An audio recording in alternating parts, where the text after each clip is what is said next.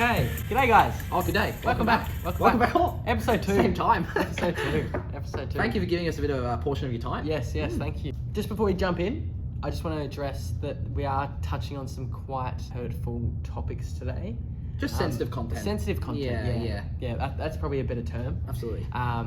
So if you have to stop listening, please do. Yeah. However, join us next week because we've got heaps more helpful information next week. Yeah. Next week's all going to be about helping yourself, helping the wider community. Yeah. Some really good tips and advice in there. Yeah. So stay tuned for that one. Yeah, exactly. So just before we go, we will plug.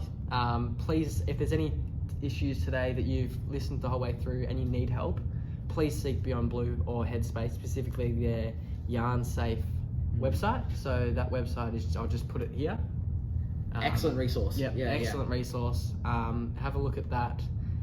They also have a music video on there, not as good as ours. Not as good as ours. Not as good as ours. Today we're talking about risk factors. Yeah. I'm going to hand over to Lukey Nick now, and he's just going to address some pretty common ones. So some risk factors in your health classes, you're focusing a lot on alcohol and drug use, loneliness, isolation, grief, loss, violence and bullying, and then obviously going through puberty and all that as well, and emotions changing due to chemical imbalances and all that sort of stuff.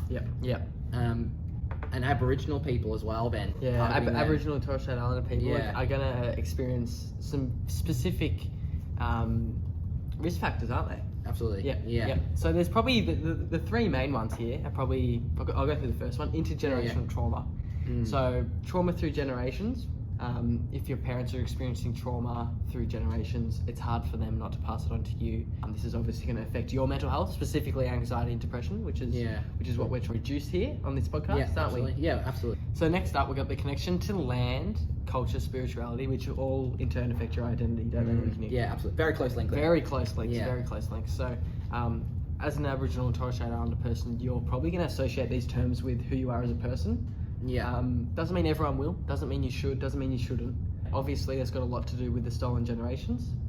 That can affect very heavily on your connection to all those ideas. Also colonial systems, colonial powers upholding the disadvantage of First Nations people in Australia. Absolutely. So there's that too. And probably the most one that everyone's going to experience regardless is racism. So racism in Australia is rife. It is everywhere. It's still prevalent. It is very prevalent. Yeah, it is everywhere. I think we're getting better at it though. We are. We're taking stands as a nation, but however, taking steps.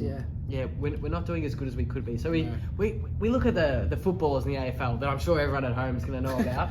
Geelong. Yeah, Adam Goods, your Eddie Betts, your Michael Long. All these stars of the game, they still can't go out there without experiencing racism. True. We know why Adam Goods left the game. We do. We now know very good documentary as well. The Australian story. I would plug it. I think it's the Australian Dream, actually. The Australian Dream. Dream. I did watch it the other week. Very good. Highly recommend. Yeah. We'll put it down in the show notes, won't we? Absolutely. Yeah. For those who want to view.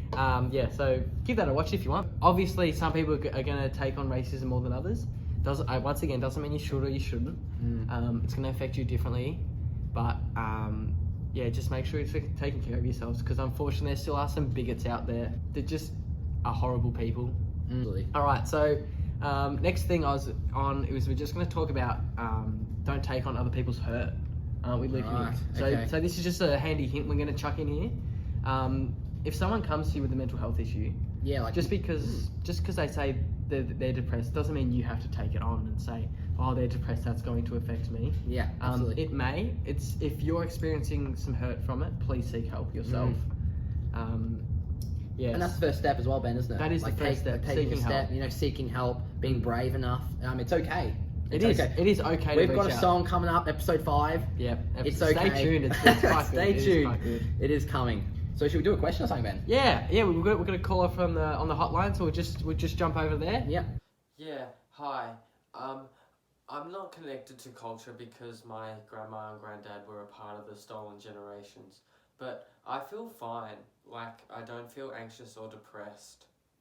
Jeez. Wow. Tough topics in there. Yeah, it is, isn't it?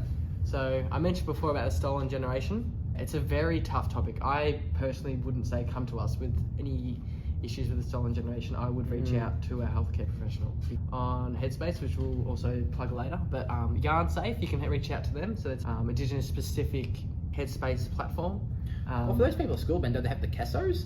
The Koori support officers Yeah. at schools? Yeah. Target the Aboriginal people, and that'd be really good as well. Yeah, If you find your local CASO, your local school. Yeah, that doesn't mean it's going to affect your mental health. So really, just because you're experiencing these risk factors doesn't mean that you're going to have anxiety or depression. Absolutely. Are we going to set them a challenge for the week, Ben? Oh, yeah, I like this. We're going to set you a challenge. Like this one. Yeah. So listen closely, listeners.